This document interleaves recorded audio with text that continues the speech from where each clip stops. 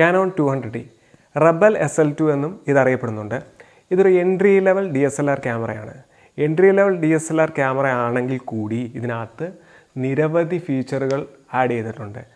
ഒന്ന് പറയുകയാണെങ്കിൽ ടച്ച് ചെയ്യാൻ പറ്റുന്ന, അതായത് ടച്ച് സ്ക്രീനുള്ള ഒരു ടിൽറ്റബിൾ, ഫ്രണ്ടിലേക്കൊക്കെ ടിൽറ്റ് ചെയ്യാൻ പറ്റുന്ന ഒരു സ്ക്രീനൊക്കെയുള്ള ക്യാമറയാണ്. പോരാത്തതിന് ഇതിനകത്ത് മൈക്രോഫോൺ ജാക്ക് ഉണ്ട്, മൈക്ക് നമുക്ക് കണക്ട് ചെയ്യാൻ പറ്റും.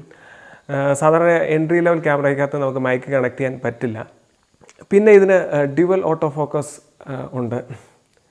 പിന്നെ ഈ ക്യാമറ ഒരു മിറർലെസ് ക്യാമറയുടെ അത്രേ വെയിറ്റ് ഉള്ളൂ, ഏകദേശം 450 ഗ്രാമേ ഉള്ളൂ വെയിറ്റ്. ഇതൊരു എൻട്രി ലെവൽ ബഡ്ജറ്റ് ക്യാമറ ആണെങ്കിൽ കൂടി കാനോൺ ഇതിൻ്റെ ബിൽറ്റ് ക്വാളിറ്റിയിൽ ഒരു വിട്ടുവീഴ്ചയും വരുത്തിയിട്ടില്ല. ഏകദേശം ഒരു മാറ്റ് ഫിനിഷോട് കൂടിയുള്ള ഒരു പ്ലാസ്റ്റിക് ബോഡിയാണ്, എങ്കിലും ഇതിൻ്റെ ബിൽറ്റ് ക്വാളിറ്റി നല്ലത് തന്നെയാണ്. അവിടെ ഇവിടെ ആയിട്ട് ഒരു ആർട്ടിഫിഷ്യൽ ലെതറിൻ്റെ ഗ്രിപ്പ് തരുന്ന രീതിയിലുള്ള കാര്യങ്ങളെല്ലാം പ്രൊവൈഡ് ചെയ്തിട്ടുണ്ട്. നിങ്ങൾ കാണുന്നത് USB പോർട്ടാണ്, ഈ കാണുന്നത് HDMI പോർട്ടാണ്. മൈക്ക് കണക്ട് ചെയ്യാനുള്ള ജാക്കും പിന്നെ ഒരു 3.5 ഹെഡ്ഫോൺ കണക്ട് ചെയ്യാവുന്ന ഒരു ജാക്കും വരുന്നുണ്ട്. ഈ ടിൽറ്റ് സ്ക്രീനിൻ്റെ പ്രവർത്തനം എങ്ങനെയാണ്? ഇത് നമുക്ക് ടിൽറ്റ് ചെയ്ത് ഫ്രണ്ടിലേക്ക് വെക്കാം. ഏകദേശം ഒരു സെൽഫി എടുക്കുന്ന രീതിയിൽ നമുക്ക് അതിനെ മാറ്റാം. ഇതിൻ്റെ ടച്ച് സ്ക്രീൻ വളരെ സ്മൂത്തായിട്ടാണ് വർക്ക് ചെയ്യുന്നത്. ഒരു എക്സാമ്പിൾ പറയുകയാണെങ്കിൽ യൂട്യൂബൊക്കെ ചെയ്യുന്നവരെ സംബന്ധിച്ച്, യൂട്യൂബ് വീഡിയോസൊക്കെ ചെയ്യുന്നവരെ സംബന്ധിച്ച് അവർക്ക് ഒറ്റയ്ക്ക് കണ്ടൻറ്റ് മേക്ക് ചെയ്യേണ്ടി വരും. അപ്പം അല്ലെങ്കിൽ ഒരു വ്ളോഗറിനെ സംബന്ധിച്ച് ഒറ്റയ്ക്ക് വീഡിയോ ചെയ്യേണ്ടി വരും. അപ്പം ഈ ടിൽറ്റ് സ്ക്രീൻ ഉണ്ടെങ്കിൽ വളരെയധികം എളുപ്പത്തിൽ നമുക്ക് നമ്മുടെ മുഖമൊക്കെ ഫോക്കസ് ചെയ്യുകയും നമ്മുടെ മുഖം ഫോക്കസിലാണോ എന്നൊക്കെ പരിശോധിച്ചുകൊണ്ട് ഈ ടിൽറ്റ് സ്ക്രീൻ യൂസ് ചെയ്ത് നമുക്ക് വീഡിയോ ചെയ്യാൻ പറ്റും. പിന്നെ ചെറിയൊരു പോരായ്മയുള്ളതായിട്ട് കാണുന്നത്, ടിൽറ്റ് സ്ക്രീൻ നമ്മുടെ വശത്തേക്ക് തിരിച്ച് വെച്ചിട്ട് പിന്നെ ടിൽറ്റ് ചെയ്യാൻ പറ്റില്ല മൈക്ക് കണക്ട് ചെയ്തിരിക്കുകയാണെങ്കിൽ. കാരണം അവിടെ എൻ്റെ തൊട്ട് ഫ്രണ്ടിലാണ് മൈക്ക് ജാക്ക് വരുന്നത്. അത് വേറെ എവിടെയെങ്കിലും ഈ ക്യാമറയിൽ കൊടുത്തിരുന്നെങ്കിൽ വളരെ നന്നായിരുന്നു. അങ്ങനെ ചെറിയൊരു പോരായ്മയുണ്ട്. അത് എടുത്തു പറയേണ്ട രീതിയിലുള്ള ഒരു പോരായ്മയൊന്നും അല്ല. ഈ ക്യാമറയുടെ പാക്ക് വരുന്ന 2 രീതിയിലാണ്. ഒന്ന് കിറ്റ് ലെൻസോടുകൂടി, അത് 18-55 mm ലെൻസും, പിന്നെ കോംബോ പാക്ക് വരുന്നുണ്ട് 55 mm to 250. അങ്ങനെ 2 രീതിയിലാണ് വരുന്നത്. അതിന് ഏകദേശം ഒരു 10,000 രൂപയോളം എക്സ്ട്രാ മുടക്കേണ്ടി വരും കോംബോ പാക്കിന്. പിന്നെ ഈ ലെൻസിൻ്റെ പ്രത്യേകത എന്ന് പറയുന്നത് ഇതൊരു STM ലെൻസാണ്. അതായത് ഓട്ടോ ഫോക്കസിങ് സമയത്ത് സൈലൻ്റ് ആയിരിക്കും. ഇതിൻ്റെ മോട്ടർ സൈലൻ്റ് ആയിരിക്കും. സാധാരണ ചില ക്യാമറകളിലൊക്കെ ഓട്ടോ ഫോക്കസ് ചെയ്യുന്ന സമയത്ത് മോട്ടറിൻ്റെ ശബ്ദം നമുക്ക് വരുന്നതായിട്ട് കാണാം. പിന്നെ ഈ ലെൻസ് ഇലക്ട്രോണിക്കലി കൺട്രോൾ ആണ്. ഓട്ടോ ഫോക്കസ് ഉണ്ട്, മാനുവൽ ഫോക്കസിലേക്ക് മാറ്റാം, ഇമേജ് സ്റ്റെബിലൈസേഷൻ ഉണ്ട്. അങ്ങനെ കുറേ ഫീച്ചറോട് കൂടിയാണ് ഈ ലെൻസ് വരുന്നത്. ചില സെല്ലേഴ്സ് STM ലെൻസ് പ്രൊവൈഡ് ചെയ്യുന്നില്ല, അവർ സാധാ ലെൻസാണ് പ്രൊവൈഡ് ചെയ്യുന്നത്. നിങ്ങൾക്കൊരു സൈലൻറ്റ് ഓട്ടോ ഫോക്കസ് വേണമെങ്കിൽ നിങ്ങൾ STM തന്നെ തിരഞ്ഞെടുക്കുന്നത് നല്ലതായിരിക്കും. ഇത് സൗണ്ട്ലെസ് ആയിരിക്കും. പിന്നെ വരുന്നത് ഇതിൻ്റെ ഡ്യുവൽ ഓട്ടോ ഫോക്കസ്, അതാണ് എടുത്തു പറയേണ്ട ഒരു സംഗതി. ഏകദേശം ഇതുപോലെ ഇരിക്കും ഡ്യുവൽ ഓട്ടോ ഫോക്കസിൻ്റെ പ്രവർത്തനം. പിന്നെ സെർവോ ഫോക്കസ് വരുന്നുണ്ട്. സെർവോ ഫോക്കസിൻ്റെ പ്രത്യേകത എന്ന് പറയുന്നത് ഒരു മൂവ് ചെയ്തുകൊണ്ടിരിക്കുന്ന ഒരു വസ്തുവിനെ ഫോക്കസ് ചെയ്യും വളരെ വേഗത്തിൽ, ആണ് സെർവോ ഫോക്കസ്. ഈ ക്യാമറയിൽ 9 ഓട്ടോ ഫോക്കസും അതിൻ്റെ കൂടെ ഒരു ക്രോസ് ടൈപ്പ് സെൻറ്ററിൽ ഒരു ഫോക്കസും വരുന്നുണ്ട്.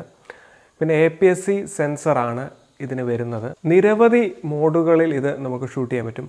മാനുവൽ ഉൾപ്പെടെ AV, സീൻ, TV, P, പിന്നെ ക്രിയേറ്റീവായിട്ടുള്ള കുറച്ച് മോഡുകൾ, ഇതെല്ലാം ഇത് പ്രോഗ്രാം ചെയ്ത് വെച്ചിട്ടുണ്ട്. വളരെ യൂസേഴ്സ് ഫ്രണ്ട്ലിയും കൂടിയാണിത്. പിന്നെ ഫ്ലാഷ്ലെസ് ആയിട്ടുള്ള മോഡിലേക്ക് മാറ്റാം.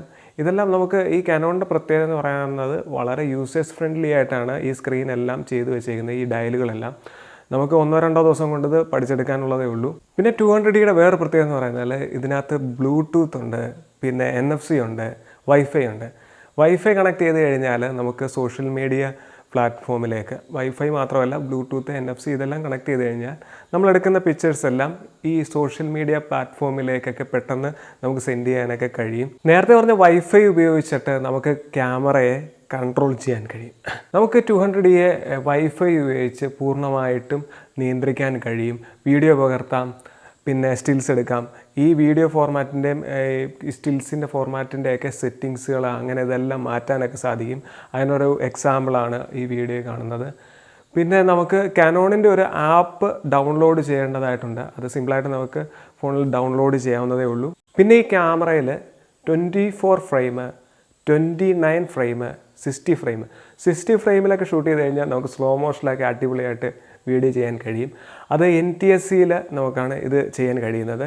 പിന്നെ പാലിൽ 25 ഫ്രെയിമും 50 ഫ്രെയിമും ചെയ്യാൻ പറ്റും. 50 ഫ്രെയിം ഇതുപോലെ തന്നെ സ്ലോ മോഷന് നല്ലതായിരിക്കും അങ്ങനെ ഷൂട്ട് ചെയ്ത് കഴിഞ്ഞാൽ.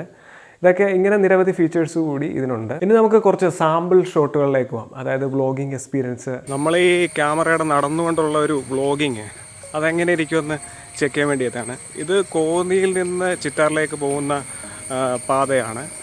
പിന്നെ ഈ പാതയിൽ തന്നെയാണ് അടവി എക്കോ ടൂറിസം വരുന്നത്.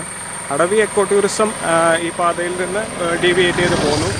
പിന്നെ ഈ റോഡിൽ ചില സമയത്ത് ആനയെ കാണാം എന്ന് വിചാരിച്ച് പേടിക്കേണ്ട, എപ്പോഴും വണ്ടിയും ആൾക്കാരും എല്ലാം പോകുന്നത്. ഇപ്പോൾ തന്നെ കണ്ടാണ് നിങ്ങളൊരു ഓട്ടോ ഒക്കെ പോയത്.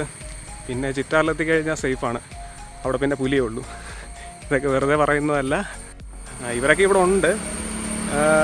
ചില സമയത്ത് മാത്രമേ ഉള്ളൂ ഇവരെ കാണാൻ കഴിയുന്നത് എന്ന് വിചാരിച്ച് നമ്മൾ പേടിക്കേണ്ട കാര്യമൊന്നുമില്ല.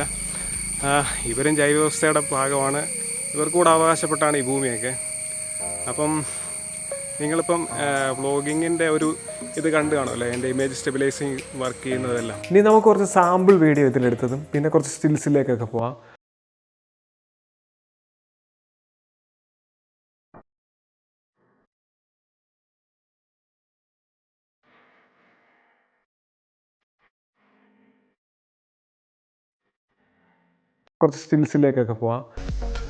ഈ എടുത്തിരിക്കുന്നത് 24.2 മെഗാ പിക്സൽ എടുത്ത ഫോട്ടോയാണ്. അത് കുറച്ച് സാമ്പിൾ ഷോട്ട്സാണ് എടുത്തു വെച്ചിരിക്കുന്നത്. നമുക്കിനി ഈ ക്യാമറയുടെ നെഗറ്റീവുകളിലേക്ക് പോകാം. ഈ ക്യാമറയ്ക്കൊരു വെതർ ഷീൽഡ് ഇല്ല. എൻട്രി ലെവൽ ക്യാമറയ്ക്ക് വെതർ ഷീൽഡൊന്നും വരാറില്ല എന്നാണ് തോന്നുന്നത് എനിക്ക്. പിന്നെ ഈ ക്യാമറയ്ക്ക് ISO മിഡ് റേഞ്ച് കിട്ടാറില്ല. പിന്നെ ഈ ക്യാമറയിൽ 4K നമുക്ക് റെക്കോർഡ് ചെയ്യാൻ സാധിക്കില്ല. പിന്നെ ട്രാവൽ വ്ളോഗർ ആണെങ്കിൽ ഇത് ലെൻസൊക്കെ ഇൻ്റർചേഞ്ച് ചെയ്യുന്നതും പിന്നെ പെട്ടെന്ന് അവർക്ക് ഷൂട്ട് ചെയ്യാനൊക്കെ ഉള്ളൊരു ബുദ്ധിമുട്ട് കാണുന്നുണ്ട്. ഏകദേശം ഒരു 450 ഗ്രാം ഭാരം വരുന്നുണ്ട്. കൈക്ക് ചെറിയൊരു വേദന വരാനും സാധ്യതയുണ്ട്. അവർ കാനോൺ G7X Mark IIലേക്കൊക്കെ പോകുന്നതായിരിക്കും നല്ലത്. എൻ്റെ അഭിപ്രായം അതാണ്. നിങ്ങളുടെ ഇഷ്ടം പോലെ നിങ്ങൾ ചെയ്യുക. ഈ ക്യാമറയുടെ വേറെ നെഗറ്റീവ് എന്ന് പറയുന്നത് ഇതിൻ്റെ ലോ ലൈറ്റ് പെർഫോമൻസ് കുറച്ച് മോശമാണ്.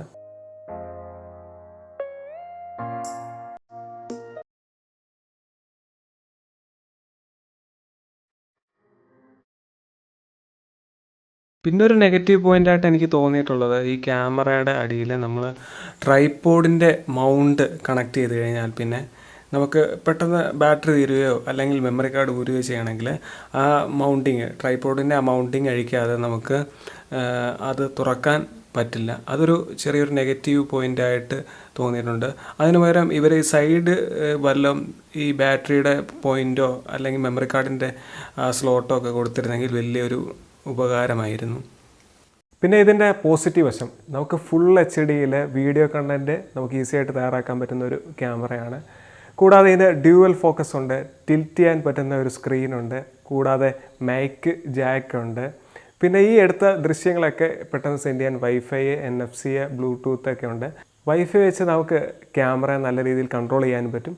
പോരാതെ ഇതിന് 450 ഗ്രാം ഭാരമേ വരുന്നുള്ളൂ. നമുക്ക് ഈ ക്യാമറയുടെ കൂടെ ഒരു 16 GB മെമ്മറി കാർഡ്, ഒരു കിറ്റ് ലെൻസ്, പിന്നെ ചാർജർ, ഒരു ബാഗ് ഇതൊക്കെയാണ് ലഭിക്കുന്നത്. കിറ്റ് ലെൻസ് ഉള്ള ക്യാമറ ബോഡി ഉൾപ്പെടെയുള്ള മോഡലിന് ഏകദേശം 37,500 തൊട്ട് 45 അങ്ങനെ ഒരു റേഞ്ചിലാണ് ഓൺലൈനിൽ വരുന്നത്. ഇത് വേരി ചെയ്തുകൊണ്ടിരിക്കും.